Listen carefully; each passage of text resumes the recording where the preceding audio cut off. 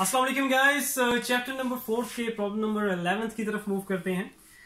Problem number 11 जो है इसकी जो स्टेटमेंट है वो इसने जनरलाइज फॉर्म में यहाँ पे मतलब जो इस प्रॉब्लम में जो इसने डेटा गिवन दिया हुआ है वो जनरलाइज फॉर्म में दिया हुआ है, वो कोई फिक्स्ड वैल्यू के फॉर्म में नहीं दिया हुआ। सो इसने जो वर्डिंग यूज की है उसको हम पहले मैथमेटिकल फॉर्म में देखेंगे कि मैथमेटिकल फॉर्म में हम उसको कैसे लिख सकते हैं।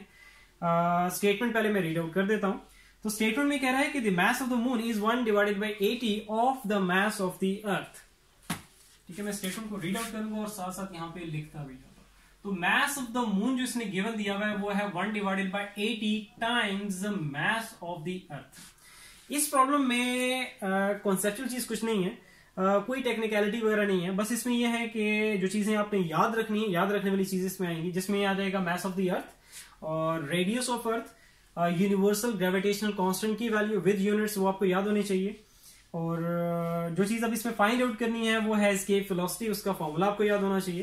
तो याद करने वाला काम इसमें है और मैथमेटिकल वर्क, कोई टेक्निकलिटी, कोई फिगर नहीं ड्रॉ करनी, कोई कंसेप्चुअल चीज नहीं है। ठीक है, सो mass of the earth, mass of the moon is 1 divided by 80 of the mass of the earth। तो ये यहाँ पे जो masses हैं उनको मैं कैपिटल M से रिप्रेजेंट करूंगा। यहाँ पे ये जो स्मॉल m है ये मून को रिप्रेजेंट कर रहा है और यहाँ पे जो स्मॉल e है ये रिप्रेजेंट कर रहा है अर्थ को। सो mass of the moon की वैल्यू हमें चाहिए होगी, तो उसकी वैल्यू फाइंड आउट करने के लिए हम लोग यहाँ पे जो हेल्प लेंगे वो mass of the earth की वैल्यू, जिसकी वैल्यू आपको याद होनी चाहिए। इसकी तरफ मैं बाद में आऊंगा। आगे वो कहता है कि एंड कोरिस्पॉन्डिंग, इसमें कोरिस्पॉन्डिंग का वर्ड लिखा है, यूज किया है इसने। कह रहा है कि एंड कोरिस्पॉन्डिंग रेडियस मींस से कि रेडियस ऑफ मून जो है वो कह रहा है 1 divided by 4 times radius of अर्थ। तो यहां पे अब आपको रेडियस ऑफ अर्थ की वैल्यू जो है वो याद होनी चाहिए। सो आगे वो कहता है कि calculate the escape velocity on the surface of the moon. जो चीज हमें फाइंड आउट करनी है वो है एस्केप वेलोसिटी। इसका सोल्यूशन स्टार्ट करते हैं। एस्केप वेलोसिटी का जो फॉर्मूला होगा वो आपको याद होना चाहिए। सो एस्केप वेलोसिटी इक्वल होती है 2g m divided by r। सो यहां पे अब आपके पास ये जो कैपिटल G है ये है यूनिवर्सल ग्रेविटेशनल कांस्टेंट और इसकी वैल्यू होती है 6.67 इंटू 10 की पावर -11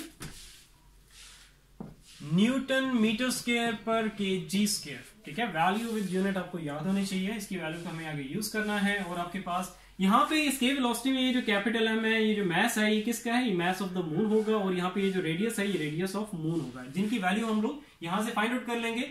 सो पहले मैं मास ऑफ द अर्थ की वैल्यू यहाँ पे पुट करके मास ऑफ द मून की वैल्यू जो है पहले फाइंड आउट कर लेते हैं।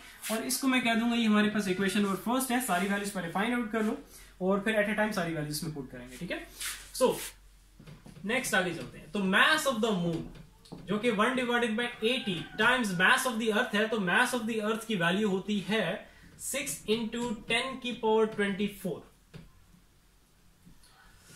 इसको थोड़ा सिंप्लीफाई कर लो, ये आपके पास आ जाएगी वैल्यू इसकी 6 डिवाइडेड बाय 80 करो तो ये आ जाएगी हमारे पास 0.075 इंटू 10 की पावर 24 केजी। सारी वैल्यूज ऐसा यूनिट्स में होनी चाहिए। मास आपका केजी में होता है, केजी कैसा यूनिट है तो वो केजी में आ गया है। अब यहाँ पे आगे चलते हैं रेडियस का ऐसे यूनिट आपके पास मीटर, मींस मीटर में हम लोग इसको यूज करते हैं इन फॉर्मूलाज।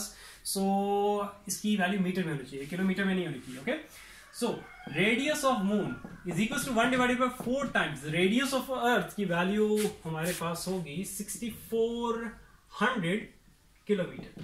इसको सिंप्लीफाई कर लो, इनको डिवाइड करेंगे आ जाएगा 1600। तो यहां से हमारे पास वैल्यू आ गई है 1600 किलोमीटर। लेकिन हमें रेडियस की वैल्यू किस में चाहिए, मीटर्स में चाहिए, तो मीटर्स में कन्वर्ट कर लेते हैं। स्टैंडर्ड जो है वो आपको पता होना चाहिए कि 1 किलोमीटर में कितने होते हैं, 1000 मीटर्स होते हैं। तो अभी हमें एक बड़े यूनिट से छोटे यूनिट में आना है, 20 किलोमीटर से मीटर में आना है। तो जिस भी वैल्यू को, जिस भी किलोमीटर वाली वैल्यू को आपने कन्वर्ट करना है इन मीटर्स, तो उसको आपने 1000 से क्या कर देना है, मल्टीप्लाई कर देना है। सो ये आपके पास किस में वैल्यू आ जाएगी, इन मीटर्स आ जाएगी।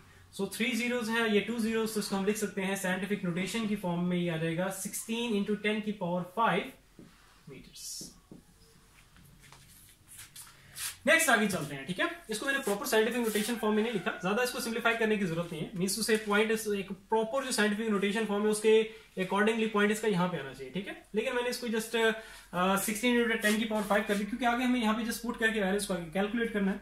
सो उसको प्रॉपर साइंटिफिक नोटेशन फॉर्म में लिखने की जरूरत नहीं है। मतलब साइंटिफिक नोटेशन फॉर्म में है, लेकिन प्रॉपर जो फॉर्म होती है उसमें अपने पॉइंट को एक प्रॉपर प्लेस पे लेके आना, तो उसकी प्रॉपर जो प्लेस है वो यहाँ पे बनती है, ठीक है।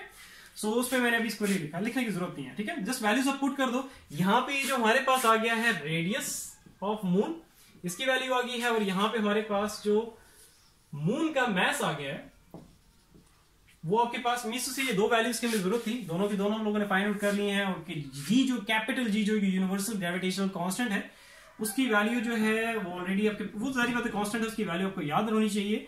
सो सारी की सारी वैल्यूज पुट कर दो, putting all values in equation number first, ठीक है। ये मैं वंस अगेन रिपीट कर दूं, क्योंकि आप लोग फिर नीचे कमेंट करोगे कि सर आपने कहा कि ये तो साइंटिफिक नोटेशन फॉर्म में नहीं है। मतलब साइंटिफिक नोटेशन फॉर्म है ये, ठीक है, लेकिन प्रॉपर नहीं है। मैंने पॉइंट का बता दिया आपको, ठीक है, कि अभी पॉइंट इसका कहाँ पे, यहाँ पे। तो प्रॉपर जो है वो क्या होगा कि पॉइंट आपका यहाँ पे होना चाहिए इसका। सो ये चीज मैं इसलिए क्लियर कर रहा हूँ, फिर बच्चे कहते हैं सर आपने ये जो वर्ड यूज किया या इस तरह का यूज किया है। सो मैं यहाँ पे कॉन्सेप्ट क्लियर करने के लिए, ना कि कंफ्यूजन आप लोगों को और बढ़ाने हैं। तो इसलिए अगर कोई इस तरह की चीज होती है तो मैं अभी क्लियर कर दी आपको। सो स्टिल अगर कहीं पे कोई मसला होगा तो नीचे कमेंट सेक्शन में कमेंट करके आप लोग पूछ सकते हैं, ठीक है। नेक्स्ट आगे चलते हैं। अच्छा, इसके वेलोसिटी, तो इक्वेशन फर्स्ट विल बिकम, सारी वैल्यूज पुट कर दो, 2 × कैपिटल जी जो कि है 6.67 × 10⁻11 इंटू जो मास ऑफ द मून है वो है आपके पास 0.075 इंटू 10 की पावर हो जाएगी 24 डिवाइडेड बाय आ जाएगा हमारे पास जो रेडियस ऑफ द मून है वो हमारे पास 16 × 10 की पावर आ जाएगी आपके पास 5। इसको सिंप्लीफाई कर लो। सो इस 2 को 6.67 और इसी को फिर आगे 0.075 इन सारों को मल्टीप्लाई करने के बाद डिवाइड कर दोगे 16 से। पहले इसको देख लेते हैं हमारे पास रिजल्ट क्या आएगा। 2 × 6.67 इंटू 0.075 और इसको डिवाइड कर देंगे 16 से, तो ये वैल्यू हमारे पास आ जाएगी। अभी सारा ये काम हो रहा है अंडर रूट में, ठीक है। अंडर रूट से मतलब अंडर रूट में अभी नहीं ले रहा, सारा काम ये अंडर रूट के अंदर हो रहा है। सो 25 है, 3 डेसिमल प्लेसेस तक वैल्यू इनफ होती है। तो ये 4 डेसिमल में आपने वैल्यू देखनी है कौन सी, क्योंकि उसको यहाँ पे हमने क्या करना है, इसको राउंड ऑफ करना है। सो ये आपके पास क्या है, 5 है। तो अगर जो चौथा डेसिमल 4 डेसिमल प्लेस पे अगर वैल्यू 5 या 5 से बड़ी हो तो आपने थर्ड वाली पे जो है वो जो भी वैल्यू उसमें इंक्रीमेंट कर देना है 1 का। 5 या 5 से बड़ी वैल्यू हो अगर आपके पास 4th डेसिमल प्लेस पे, क्योंकि मैंने लिमिट करना है 3 डेसिमल प्लेस पे उसको। सो ये आपके पास 2 है तो ये इसको क्या कर देगा 5, ये बना देगा 3। जहां भी आपने स्टॉप करना है 4, 5, 6 जिस भी डेसिमल प्लेस पे आपने स्टॉप करना है उससे अगली वैल्यू देखनी है आपने, ठीक है। वो 5 से बड़ी अगर होगी तो पिछले में आपने एक इंक्रीमेंट कर देना, जैसे मैंने यहाँ पे कर दिया।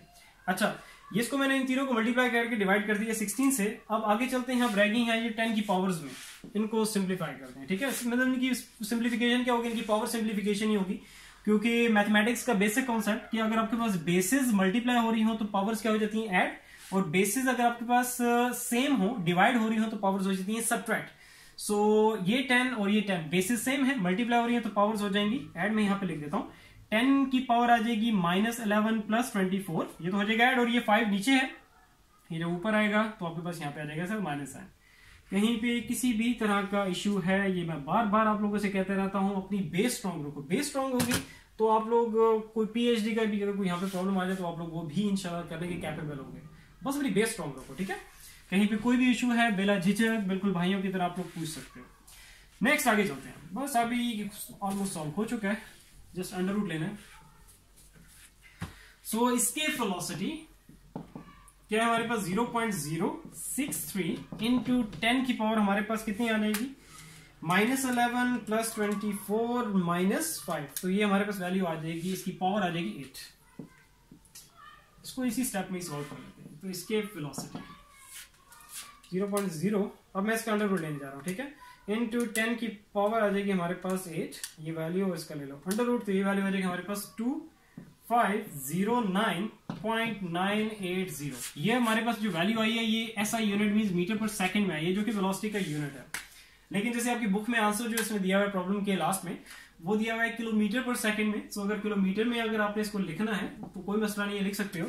यही स्टैंडर्ड आपने यूज करना है कि 1 किलोमीटर में 1000 मीटर्स होते हैं। पहले हम लोग किलोमीटर से मीटर में गए थे, तब हम लोगों ने ये जो स्टैंडर्ड वैल्यू है इसको गिवन वैल्यू से मल्टीप्लाई किया था। जब बड़े यूनिट से छोटे यूनिट में जाओगे तो मल्टीप्लाई करोगे, और जब छोटे यूनिट से बड़े यूनिट में आओगे तो डिवाइड करोगे स्टैंडर्ड वैल्यू को, जो भी गिवन वैल्यू जिसको कन्वर्ट कर रहे हो। ठीक है, तो ये आपके पास क्या है, आप छोटे यूनिट से बड़े यूनिट में आ रहे हैं तो डिवाइड करेंगे इसी गिवन वैल्यू को 1000 से, तो यहां पे आपके पास वैल्यू आ जाएगी 2.50980। बस इसको आप यहाँ 2 तक ही लिमिट कर दो, या 3 तक करना है तो मैं तो वैसे 3 तक ही करता हूँ, तो उसको 3 तक लिमिट कर देते हैं, इसको राउंड ऑफ कर लेते हैं। सो आपके पास यहाँ पे इसको लिमिट करना है, ठीक है, यहीं पे स्टॉप करना है। तो इससे अगला जो आप जरिए पता यही 9 है, इसमें आप फर्दर इंक्रीमेंट तो कर ही नहीं सकते, तो ये आपके पास वैल्यू आ जाएगी 2.509। अब ये इसका यूनिट क्या आएगा, किलोमीटर पर सेकेंड। तो ये हमारे पास आ गई है escape velocity. I hope clear होगा। स्टिल अगर कहीं पे भी प्रॉब्लम है किसी भी तरह का, इसमें मैथमेटिकल वर्क ज्यादा था, सो कहीं पे भी कोई सिंप्लीफिकेशन कैलकुलेशन की अगर कोई चीज समझ ना आई हो तो नीचे कमेंट सेक्शन में कमेंट करके आप लोग पूछ सकते हो। वंस अगेन मैं फिर से रिपीट कर दूं कि ये जो मैंने यहाँ पे लिखा था ये साइंटिफिक नोटेशन फॉर्म है, लेकिन प्रॉपर साइंटिफिक नोटेशन फॉर्म तब होगी कि अगर इस पॉइंट को मैं प्रॉपर डिस्प्लेस करके यहाँ पे ले आऊं। ठीक है, कॉन्सेप्ट अपने स्ट्रॉन्ग रखो। कहीं पे अगर मेरे से कुछ गलती से मुंह से निकल जाता है तो उसको मैं 2 या 3 दफा वो चीज क्लियर करता हूं, इसीलिए ताकि वो जो गलत चीज मेरे मुंह से, सारी बात है, इंसान मिस्टेक हो जाती है, गलती से निकल आती है, तो वो जो चीज है, वो गलत जो चीज है वो आप लोगों के माइंड में ना रहे। ठीक है, सो आई होप क्लियर होगा। सो ये होगी आपके जो चैप्टर नंबर 4 है उसके सारे के सारे प्रॉब्लम्स।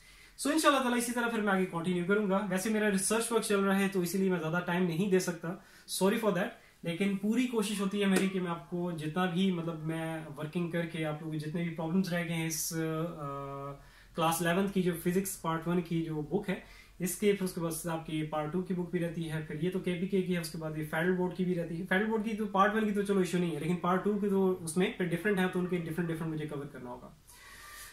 सो इंशाल्लाह ताला मेरी पूरी कोशिश होगी कि जितना भी ज्यादा मैं टाइम दे सकूँ दूंगा इंशाल्लाह ताला। सो इंशाल्लाह ताला फिर नेक्स्ट मिलते हैं। अपना बहुत सारा ख्याल रखो, और कहीं पे कोई मसला आ रहा है बिल्कुल भाइयों की तरह पूछो। अल्लाह हाफिज।